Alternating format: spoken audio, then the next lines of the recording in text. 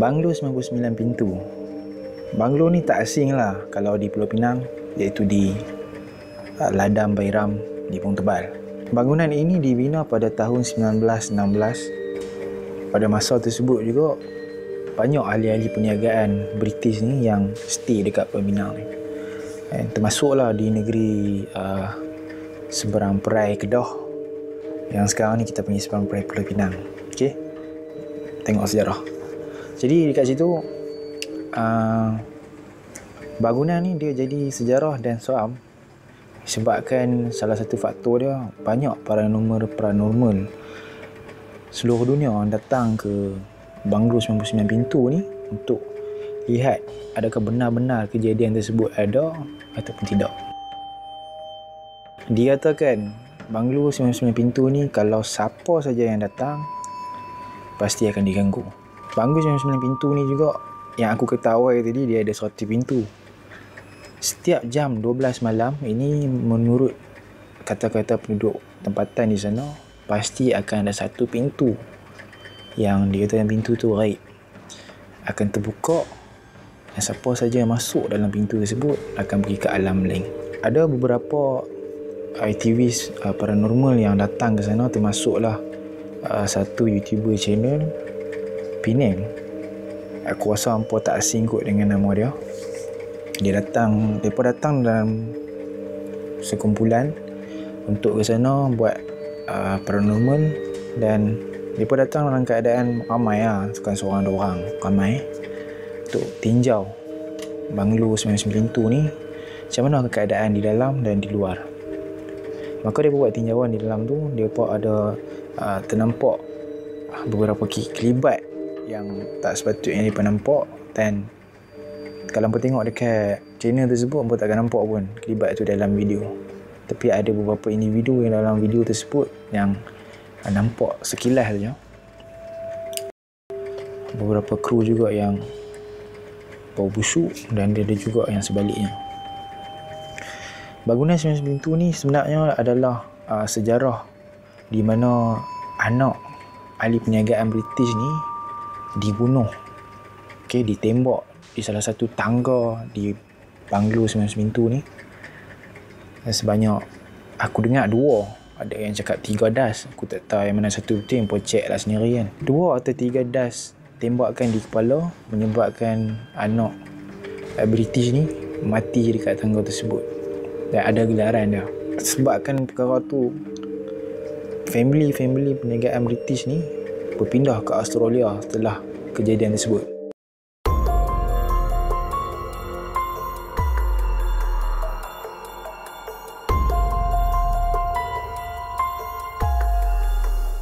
Okey, Highland Tower ni, kalau kita tahu, Highland Tower ni salah satu apartmen ataupun kondominium lah kat sini. Kita tak nak panggil flat lah, macam tak sesuai pula kan.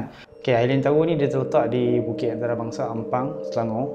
Highland Tower ni dia ada 3 blok dan juga bertingkat sampai 12 tingkat, dan Highland Tower ni juga dibina secara berperingkat daripada tahun 1974, dan dia siap sepenuhnya pada tahun 1980-an. Highland Tower ni dia dibina khusus untuk kelas pertengahan punya rumah lah. Highland Tower ni dia bertahan hanya 11 tahun saja di sana.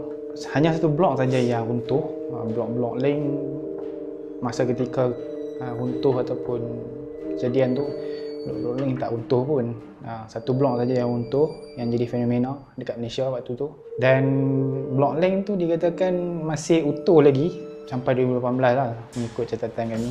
Dan selepas tu orang Selangor kena komen kat bawah lah, bercerita dekat sana. Dia ada movie kan, masa tengok movie tu pun tahun 2012 kan, masih ada lagi. Jadi masa keruntuhan Highland Tower tersebut, kita boleh nampak lah dekat situ banyak catatan dekat artikel internet juga berkata yang operasi pencarian tersebut mengambil masa sampai 11 hari. Tapi asalnya 7 hari. Tapi mereka just cari orang yang masih hidup, yang mungkin tertimbus ataupun tertimpa dengan akibat keruntuhan. Disebabkan runtuhnya Highland Tower ni adalah kerana hujan yang berterusan sampai ke 10 hari. Dan 10 hari hujan tu menyebabkan tanah runtuh di sekitar Highland Tower ni, menyebabkan dia tarik sekali lah Highland Tower ni punya akar umbi Highland Tower ni sampai menyebabkan dia runtuh.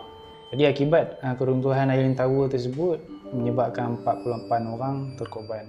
Akibat daripada kejadian keruntuhan Highland Tower ni, banyak kisah-kisah dan pelbagai orang kata apa, ombong-ombongan orang tentang misterinya Highland Tower ni. Kita pun tahu Highland Tower ni pernah di filmkan. Kita boleh tengok dekat filem tu banyak yang berlaku. Antaranya dia nampak kelibat wanita dan banyaklah kes orang yang tertimbus yang tak dijumpai menghantui mereka dalam produksi paranormal tu lah. Dikatakan Highland Tower ni pernah digoncangkan oleh dua orang yang berjubah putih dan juga berserban daripada blok yang tak runtuh. Mereka nampak lah dua orang ni duk goncang bangunan Highland Tower ni. Aku berpendapat lah dekat sini yang mungkin blok Highland Tower yang runtuh ni mungkin banyak sangat kot perkara-perkara maksiat yang berlaku dekat Highland Tower punya blok yang runtuh tu. Dan mungkin sebab tu kot orang boleh nampak sampai tower tu lah dia boleh nampak kan benda tu boleh jadi. Mungkin betul, mungkin tidak, terpulang kepada hampa, dan selebihnya boleh komen dekat bawah. Daripada seorang pembawa teksi yang kebetulan lalu berhampiran jalan di Highland Tower tu, kemudian on the way nak balik lah kot, dia nampak ada seorang wanita yang kebetulan ada di tepi jalan. Kemudian dia jemput lah wanita ni untuk tumpang bawa pergi ke satu tempat yang wanita ni nak pergi lah. So jadi bila wanita ni masuk ke dalam teksi pakcik tu, pakcik ni bertanya lah nak pergi mana kan. Jadi wanita ni, abang tolong bawa saya pergi ke Highland Tower. Bila sampai ke destinasi Highland Tower tu, pakcik teksi ni dia tanyalah dekat perempuan ni, ada lagi ke orang duduk kat sini kan? Setahu saya macam tak ada dah kan. Jadi perempuan ni, abang saya pernah duduk kat sini dulu kan. Waktu tu masa time keruntuhan Highland Tower ni, saya ada dalam tu kan, kaki saya putih kan. Jadi pakcik ni dia heran lah, dia ni buat cerita dongeng apa kan. Bila perempuan tu cakap tak percaya, pakcik tengok kaki saya kan, kaki saya putih kan. Pakcik tu tengok dia tengok memang putih sungguh.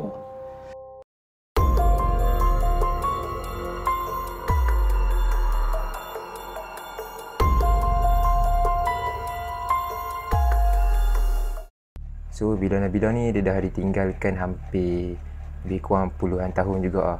Dan dia dinamakan sempena nama anak kepada pemilik villa tersebut. So villa ni terletak di atas bukit dekat bahagian Selat Johor. Dan juga villa ni pernah dijadikan satu cerita ataupun satu filem pada tahun 2015 dekat Malaysia. Jadi dia ada 4 versi yang pernah berlaku dekat villa Nabila ni. Terdapat sekumpulan penjenayah yang datang dekat villa ni untuk merompak villa ni. Dan pada masa tu, mungkin waktu malam, pada masa tu penghuni yang ada dekat dalam villa ni dibunuh oleh penjenayah ni. Dan Nabila pula dikatakan dia dirogol sebelum dibunuh oleh penjenayah ni dan ditanam, maksudku dia disimen dekat dalam rumah tu sendiri. Mak ayah kepada Nabila ni meninggal. Lepas tu dia tinggal dengan orang gaji dia. Orang gaji ni mungkin tamak dan dia nak ambil kesempatan dekat Nabila ni. So orang gaji ni bunuh Nabila ni dekat dalam rumah tu dan Nabila ni disimen. Versi yang ketiga, dikatakan bapa dia ni seorang doktor tapi dia ada sakit mental, gila. So dia dah sampai satu tahap tu dia bunuh semua penghuni yang ada dekat dalam villa Nabila tu sendiri. Okay, villa ni pernah atau macam nama dia pernah dikatakan Christine Palace, iaitu nama seorang isteri ahli perniagaan. Suami dia ni nak kongsikan harta kepada 6 adik-beradik tapi dia menipu.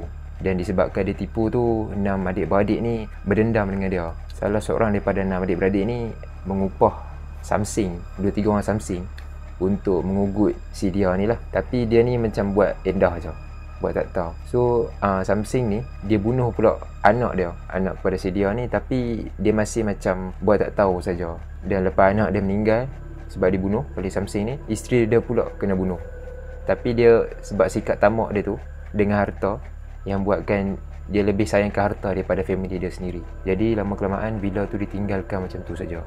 Ramai masyarakat umum kita dekat Malaysia ni yang cakap versi keempat ni logik sikit. Sebab bila kita pergi dekat villa tu, memang ada satu macam, bukan satu signboard lah, macam satu gerbang yang tertulis Christine Palace. So kita tak tahulah sama ada nama betul-betul dia Villa Nabila ataupun Christine Palace lah.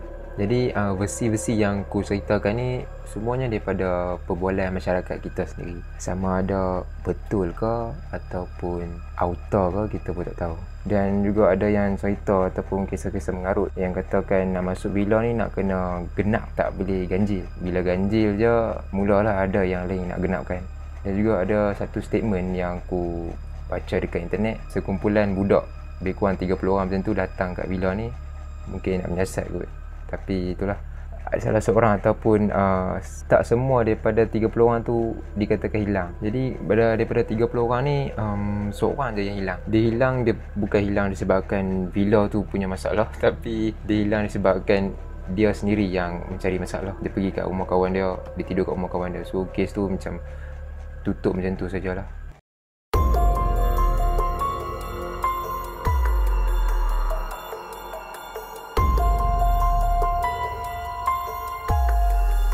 Penjara Pudu terletak di Jalan Hang Tuah, Kuala Lumpur. Dibina pada tahun 1891 dan siap sepenuhnya pada tahun 1895. Penjara Pudu ni juga dikatakan bekas tapak dia tu betul-betul di atas tanah perkuburan Cina. Bilangan banduan tu yang boleh duduk dalam tu sebanyak 2,000 orang. Keluasan Penjara Pudu ni seluas 8.9 hektar dan mempunyai 240 bilik. Di Penjara Pudu ni ada lebih kurang 180 orang pesalah yang pernah disabitkan kesalahan dan ditempatkan di Penjara Pudu waktu ketika dahulu. Yang famous yang duduk di dalam Penjara Pudu ni antaranya Botak Chin dan juga Mona Fendi. Penjara mana-mana di seluruh Malaysia ni mesti ada penempatan terakhir bagi banduan yang akan menerima hukuman gantung sebelum mati. Jadi Penjara Pudu ni sedia maklum kita dah tahu yang Penjara Pudu ni dah ditutup, sampai sekarang dah tutup. Sebabnya adalah kerana tidak dapat menampung kapasiti banduan-banduan yang sekian lama, pelan-pelan lama duk datang. Dia meningkat jumlah dia sampai ke 6,500 orang. Mereka tak dapat nak tampung ramainya banduan-banduan ni, jadi mereka terpaksa tutup dan dipindahkan ke penjara Sungai Buloh. Dan Penjara Pudu ni ditutup pada 1 November 1996. Jadi bila kita kata Penjara Pudu ni dah tutup, makna kata Penjara Pudu ni terpaksa dirobohkan. Katanya masih ada lagi pintu depan dia tu. Tak sure, tapi hangpa boleh komen dekat bawah lah untuk mungkin orang-orang KL ataupun orang di Selangor mungkin mereka nampak video ni, boleh komen kat bawah. Jadi bila kita kata tentang penjara, macam mana kita cerita sebelum ni dalam cerita seram di negeri Johor, kisah-kisah seram di penjara di Johor. Okey. Jadi sama juga dengan kisah di Penjara Pudu yang aku boleh katakan agak famous penjara ni sebab dia di ibu negara kita. Penjara Pudu di Kuala Lumpur ni juga tak kurang seramnya juga. Banyak perkara-perkara mistik dan mengerikan yang pernah berlaku di sana. Pegawai-pegawai yang menjaga di sana nampak ada kelibat budak-budak, sedangkan penjara tersebut memuatkan hanya orang dewasa. Dan dia pun nampak ada budak-budak duk lari sana lari sini kat sana waktu malam. Dan ada juga yang ada nampak kelibat wanita yang mendukung anak. Itu adalah salah satu kisah-kisah mistik dan seram yang memang nyata pernah berlaku di sana. Dikatakan ada lukisan yang dilukis oleh banduan akhir, banduan yang akan menjalani hukuman gantung sampai mati. Dan lukisan tersebut adalah lukisan yang merupakan gambar wanita.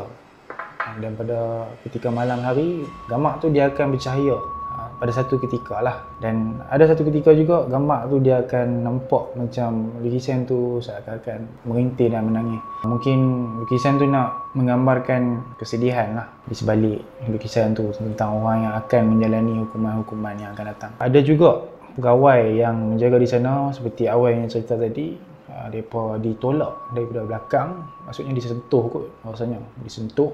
Bila mereka perhati belakang balik tak ada siapa. Jadi kat situ dia jadi keheranan lah. Ada pegawai dan juga banduan-banduan di sana yang terdengar sahutan orang minta tolong daripada jauh, mendayu-dayu di dalam bilik yang terakhir di dalam Penjara Pudu. Dengar orang macam minta tolong lah. Dan kita pun kalau dengar orang minta tolong, katakanlah tempat kita tu sunyi, dan dengar orang minta tolong, kita pun rasa meremang juga. Dan sekarang Penjara Pudu tu dah tutup, hanya meninggalkan sejarah yang lama dekat sana. Sebab kita pun tahu kisah sejarah di Penjara Pudu ni adanya juga cerita-cerita yang di mana di sana hukuman yang dikenakan kepada Mona Fendi dan Botak Chin tu pun bukan orang yang tak bagus-bagus. Kita pun tahu sejarah dia. Dan Mona Fendi pun di sebalik positif dia pun bagus. Tapi kenapa dia buat macam tu, yang tu dia dengan Allah SWT sendiri.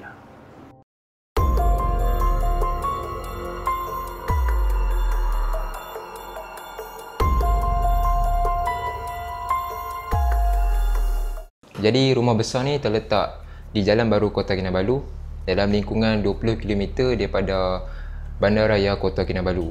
Jadi rumah ni ditemui oleh Lembaga Perhutanan Sabah, Safoda, sebab pada masa tu mereka nak buat penerokaan lah untuk penanaman pokok akasia pada tahun 1990.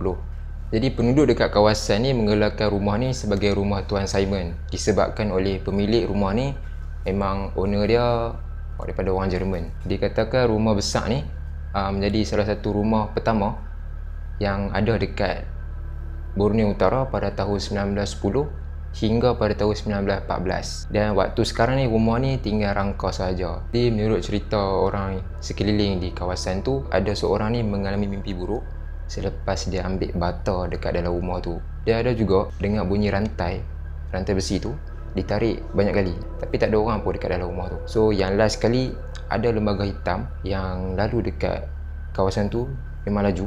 Lepas tu ada dengar bunyi macam suara-suara perempuan dia menjerit dekat kawasan tu. Jadi kawasan tu memang menjadi salah satu kawasan yang misteri dekat situ.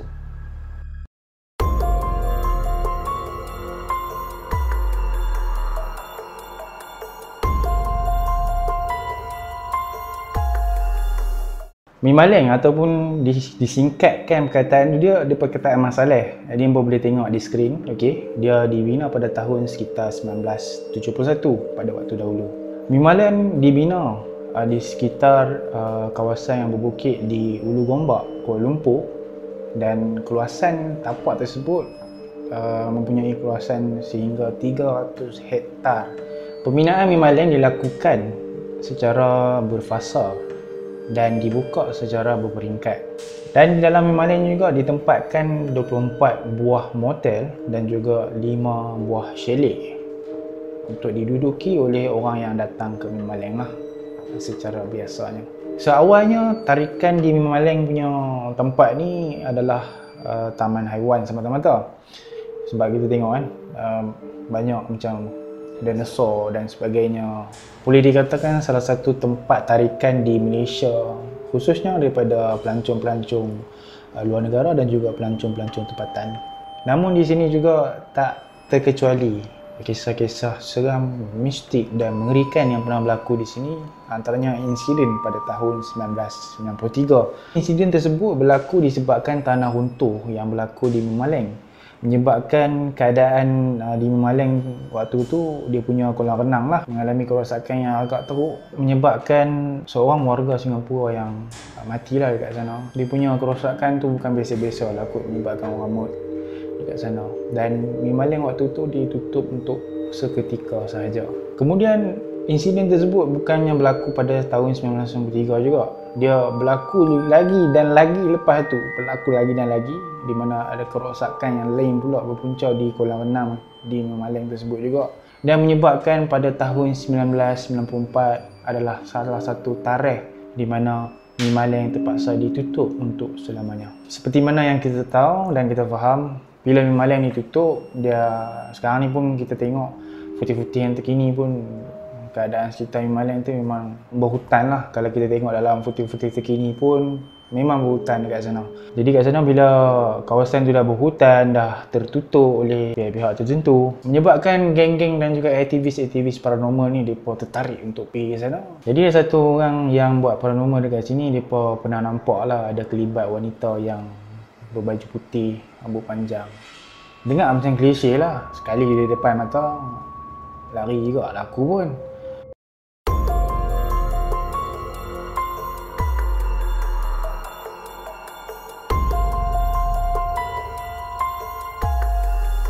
Boleh dikatakan agak angker dan boleh tahan. Seram juga lah tempat ni.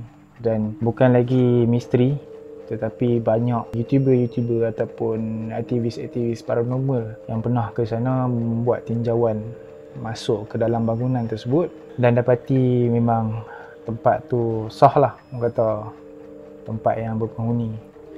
Jadi mereka jadikan penjara ni sebagai pusat tahanan untuk banduan-banduan yang bersalah. Kota J ni merupakan penjara yang nombor 3 lah, yang paling tertua di Malaysia.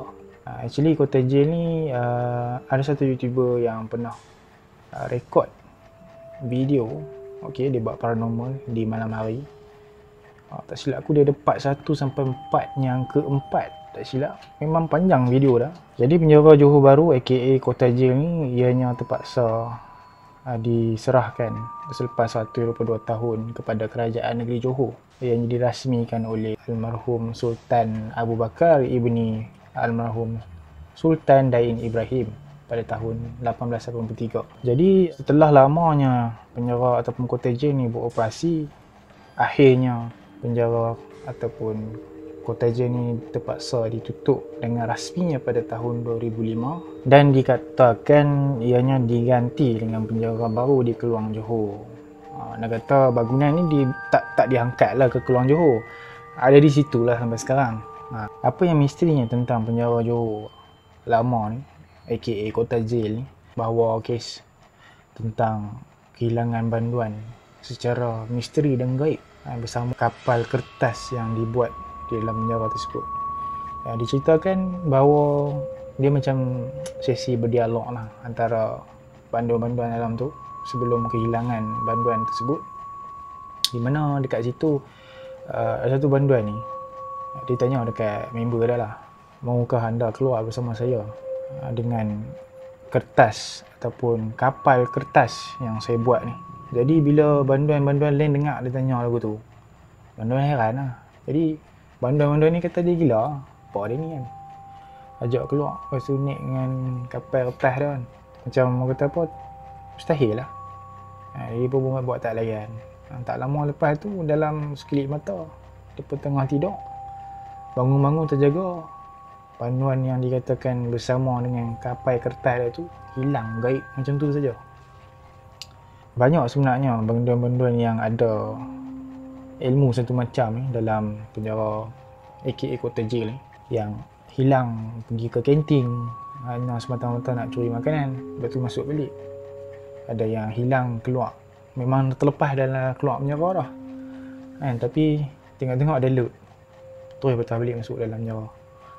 Banyak kes-kes misteri yang pernah berlaku di dalam penjara aka Kota J ni. Dan apa yang menyeramkan yang berlaku di dalam Kota J ni, di mana apabila dia buat rondaan dan mereka suluh torchlight tu ke satu hala tempat yang mereka nak tengok lah, pasti ada satu benda ataupun benda yang terpelanting lah jatuh dekat suluhan lampu torchlight tu lah. Maksudnya dia suluh kat situ, jatuh benda dekat situ. Jadi dia cek tengok tak ada siapa pun dekat situ yang maling benda tu apa semua. So benda tu macam mustahil lah kan. Jadi itu yang paling boleh katakan salah satu perkara yang seram lah dekat situ. Salah satu lagi cerita yang dikatakan ada budak-budak, dia pun dengar suara budak-budak duk main kan. Pegawai penjara ni dia pun duduk dalam office, dia dengar daripada dalam. Benda tu berlaku kat luar. Dengar budak-budak duk gelak-gelak ketawa. Penjara tu dalam hutan, mana mungkin duduk budak kat situ. Sebab penjara tu dia sekitar dia tu hutan belantara. Tak ada lah belantara, tapi sekadar yang aku tengok kat situ berhutan lah kat tepi-tepi tu. Lepas tu ada kes yang dikatakan dekat penjara tu ada satu peri tu dia pun panggil Perigi Yamashita. Perigi di mana dekat situ buat kata orang ataupun bekas-bekas banduan dekat situ. Dia pun kata apa ni, situ tempat askar-askar Jepun duk berbaris, dan ada bekas-bekas pegawai kat situ nampak hantu askar Jepun duk berbaris kat situ kan. Duk buat aktiviti pemotongan kepala dekat situ dan buang dalam Perigi Yamashita. Aku sarankan nampak tekan dekat sini, di mana dia buat paranormal dekat kota Jil di penjara lama Johor Bahru ni. Seram bib cerita dah. Ceri enggak kalau hampa tengok video tu daripada part 1 sampai part 4. Part 4 tu lagi seram ah.